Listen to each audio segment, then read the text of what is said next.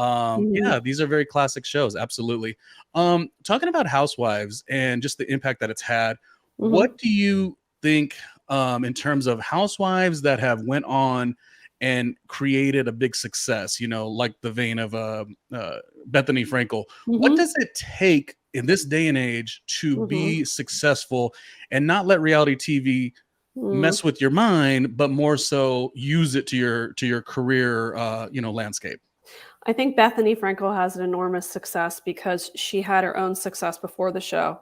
The show was really just a small part of who she was, and I think continues to be. I think that she had a very full life with friends and work experience and professional accolades and colleagues and relationships. And I think that the problem with a lot of housewives is this is their vehicle to maybe gain their own independence, and they didn't have a professional background. And then suddenly they're confronted on camera with their husband's a terrible person. And then they're trying to reinvent themselves while the show's being filmed. And so they weren't really sure of who they were when they Mm. started. And then they're spit out of this tornado. So I think the ones that are most successful have had lived a very full life before they joined the show. The show will not make or break them. It's a very small part of their life. The smartest ones use it as an opportunity to launch something else. And I think Bethany is the greatest example of that. Do you think they really like significantly struggle with that void of not having cameras around, not Yeah, I doing do. And interview? I've interviewed a lot of people that talk about it. I think one of Mhm. the greatest interviews you can listen to if you're thinking about that is the interview I did with Bronwyn, who I knew personally before she was on the show. And she said, I got to be honest with you. I feel like I'm addicted to fame. This is just another addiction of mine. And I feel like my life's over. And I say in the interview, I'm not going to allow you to have that. You had a full life before this show and you're going to have one after. This is not the be all end all, but not everybody has a friend who will kind of keep it straight. I think that a lot of housewives encircle themselves with sycophants who tell them you are a queen, you're a legend, you're an icon, you're all of these things. And they're not being honest. You've turned into a monster. You're completely diabolical. You're now delusional.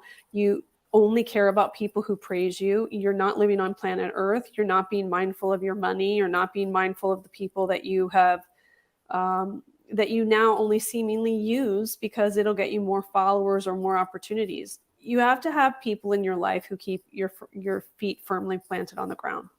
It's funny because you mentioned like the people who were strong or not strong, but like had a full life prior.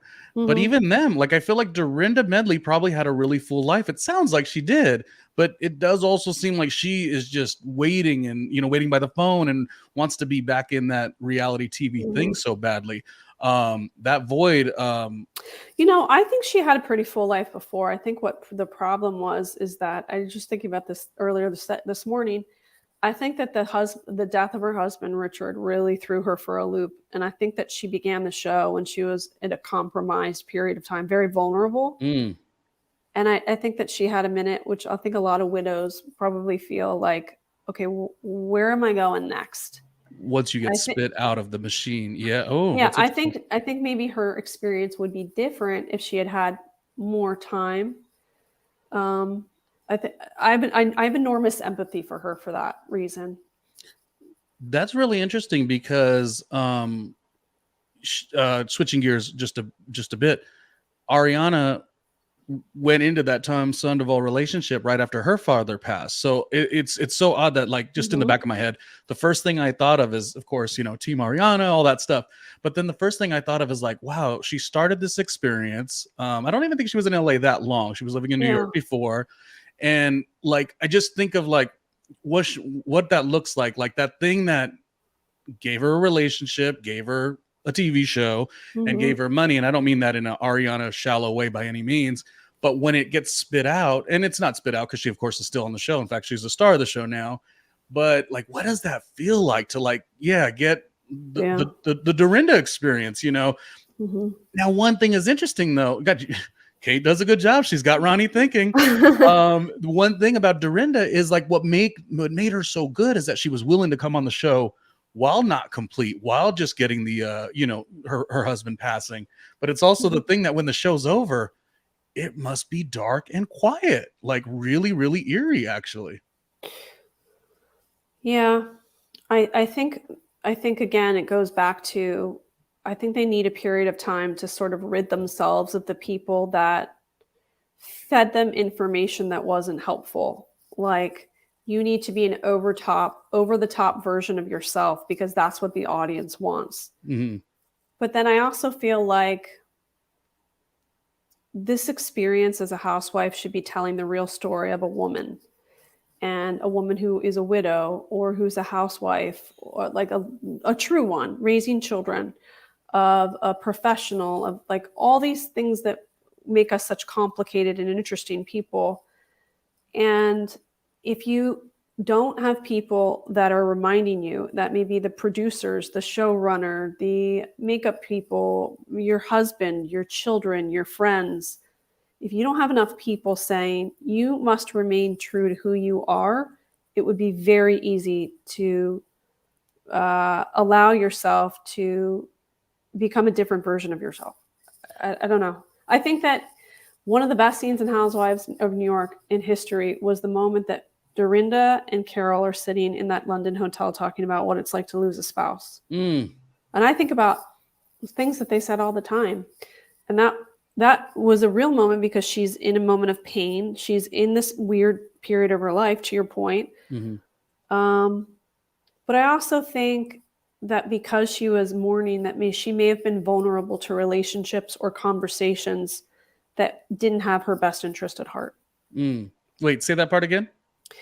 I think because she was in a vulnerable space, because her husband had passed and she was mourning it, that she may have been vulnerable to people who were encouraging her to do things, or um, do things that were not the true version of herself. Like, I just think there are too many people sometimes, once people become famous and they want to attach themselves. Carlos King and I talk about this all the time. Hmm.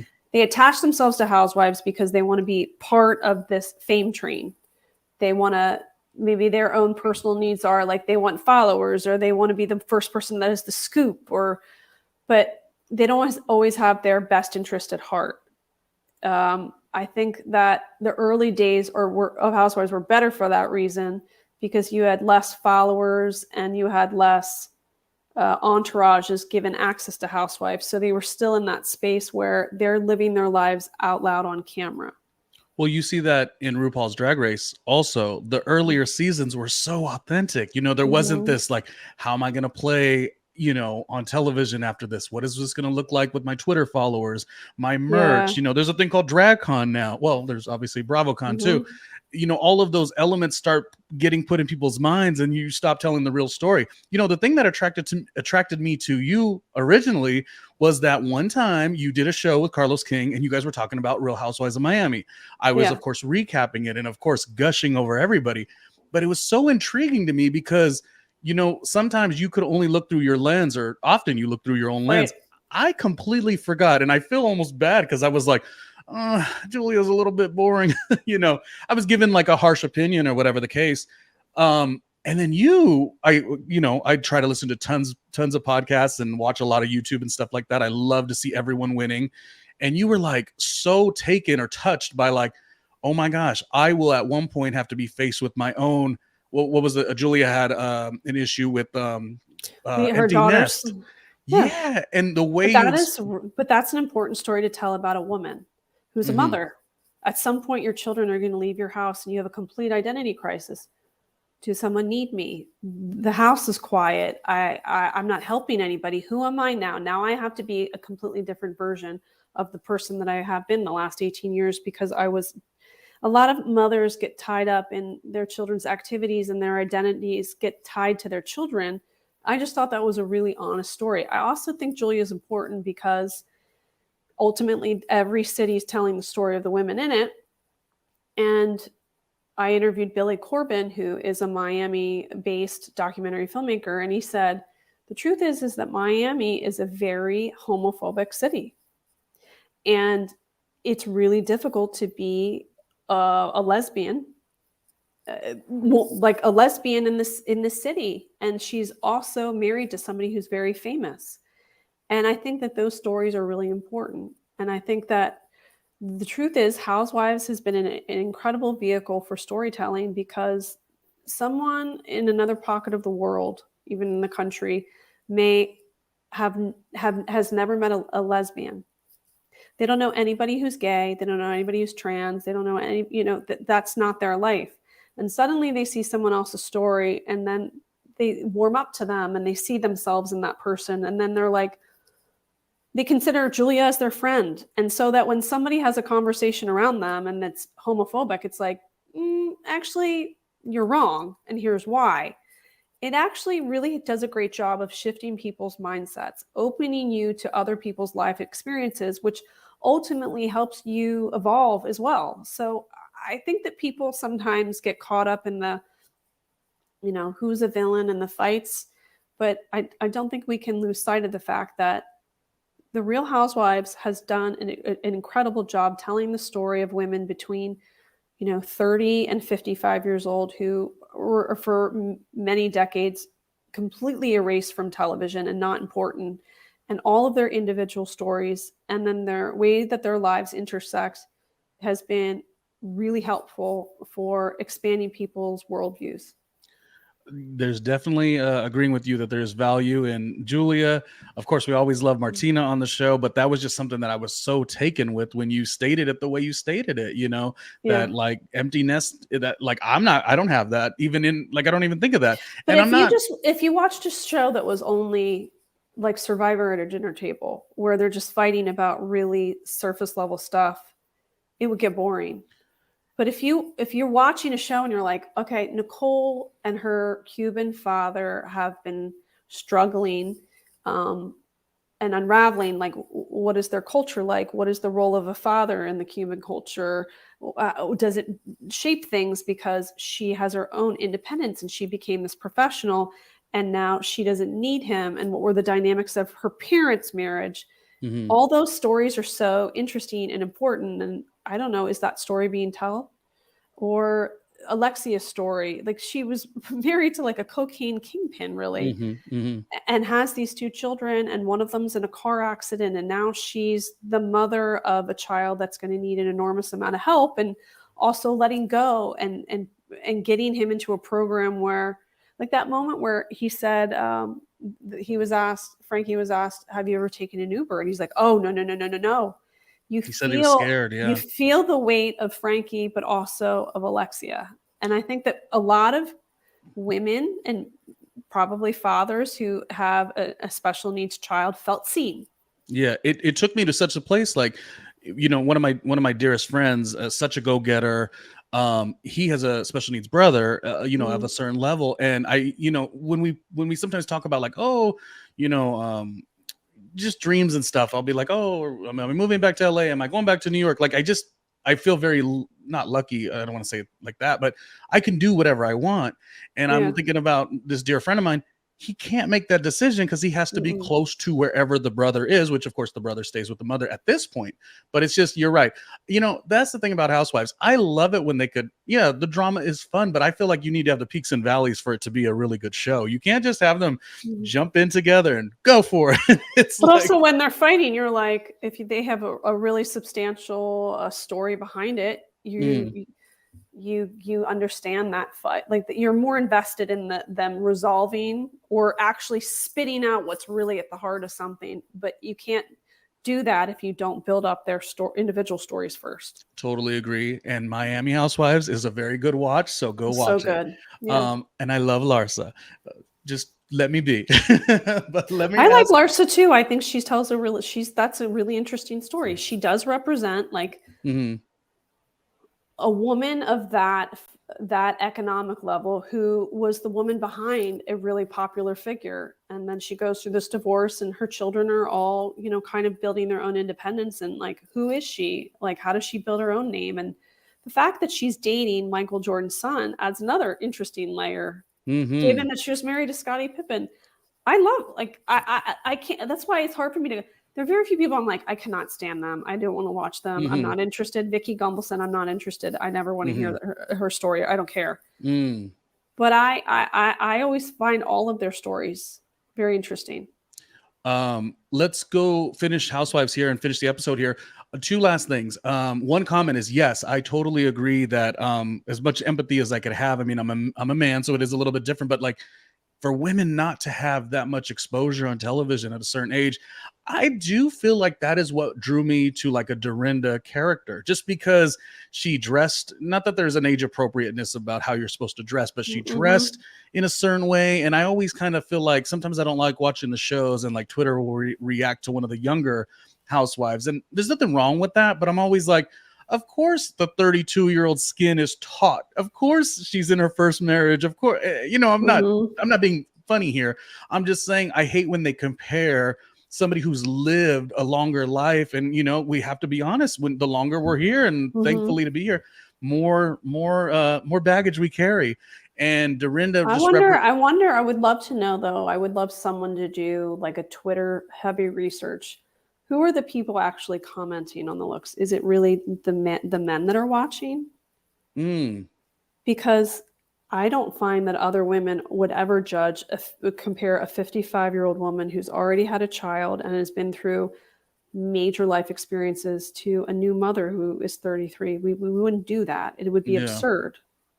Well, anyway, we break it down. Dorinda, I just think she is gorgeous. I just think she is, and I Mhm. do love to see that representation on television because it's just not there. It's sad, And what do you think can be done about that aspect? The fact that women on television and film and stuff are, much more skewed younger. What is your thoughts on that?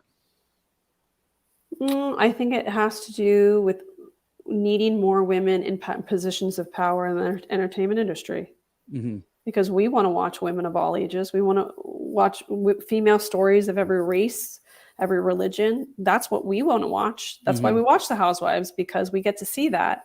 But unless you have women in positions of power, you won't see that. So I think people that have the ability to make those calls and to hire showrunners and producers and network executives, it's in their best interest to hire women because we know what a female audience wants.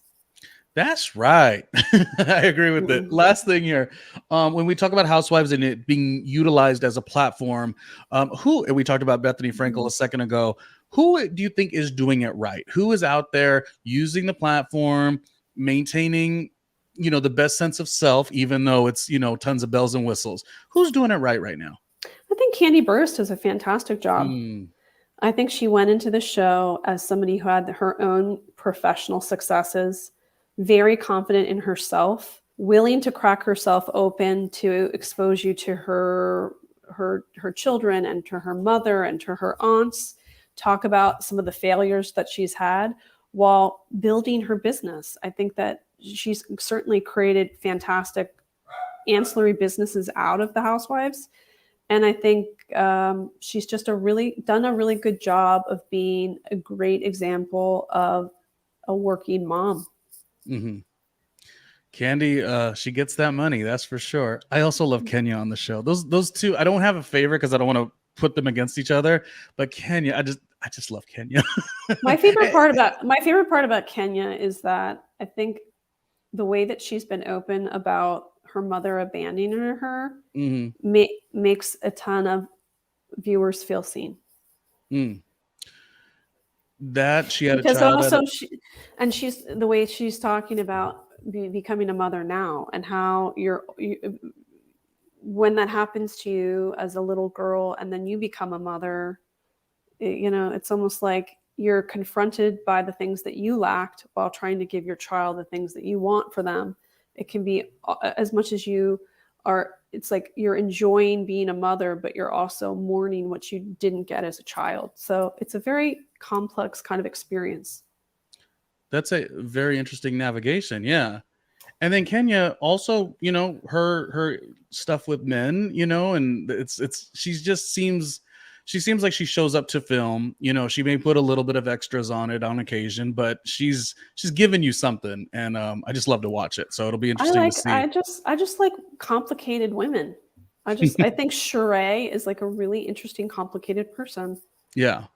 Do you have a underrated housewife, somebody that is a little Mm, bit lesser known, but you feel like, hey, they have got a great story to tell? mm. I don't know. I think there's certain people, it's like, I wish I had more to it. Like, I feel Yeah. like I want more to Candace.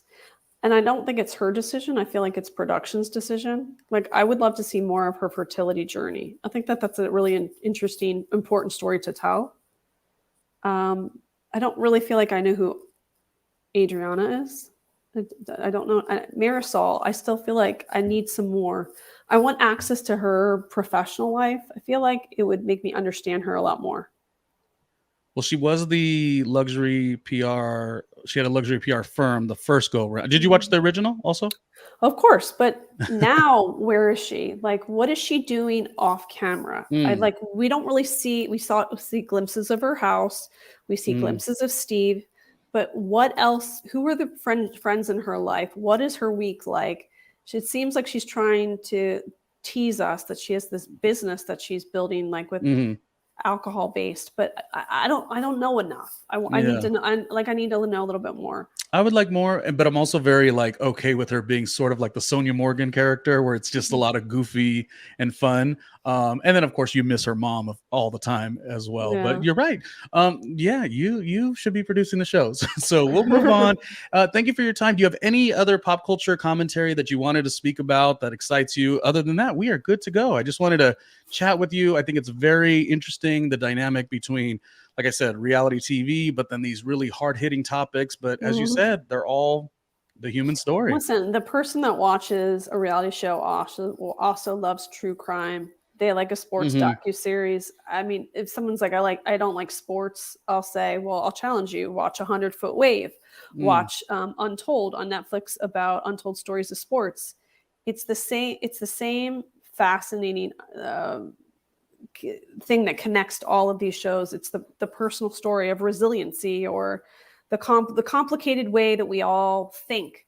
That's the common thread. So I would encourage people to get my must watch list every week, which is at katecasey.substack.com, because every Monday I'll tell you what to watch in unscripted television every week, and I'll give you in different genres. So I'm very confident that I'm going to open you to new experiences by giving you things that you wouldn't necessarily choose to watch each week.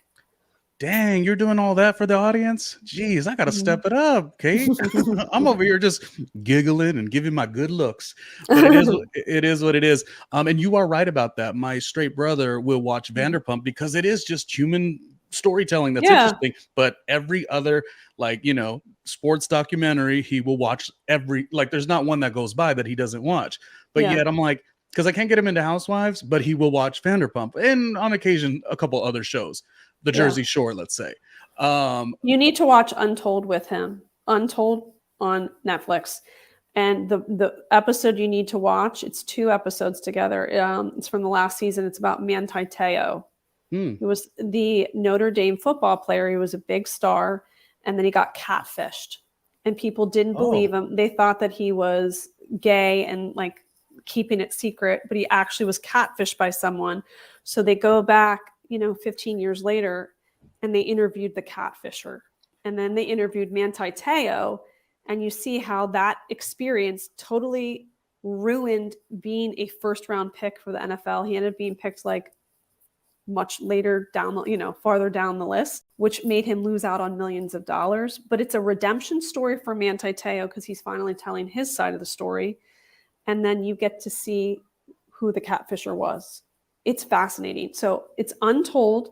It's on Netflix, and you want to watch the Manti Te'o episodes. It's the girlfriend that never was. I will watch it because that sounds fascinating. And one fun fact is when we grew up, the movie we watched all the time was Rudy. So you Well, said it's Notre such a great Dame. movie. Yeah, great Yeah, movie. you know what we If did you too? liked Rudy, you're gonna love this one. My family, I grew up in a heavy sports household. That's why I'm Mhm. always like, I was more like, where's Janet Jackson at? Where's the Yeah, pop culture? But we grew up in such a sports family that not only do we love Rudy and watched it 10,000 times, but there yeah. was an orchestra that played the Rudy music. Like, it was the same Mhm. composer. I don't think he's alive anymore. Not sure actually, but the composer who did Hoosier. So the music is really that Oh, great. And yeah, so we yeah. went to downtown LA and we got to see, so what they'd air Rudy the movie on the screen, but there was an orchestra playing the music of Beautiful. Rudy.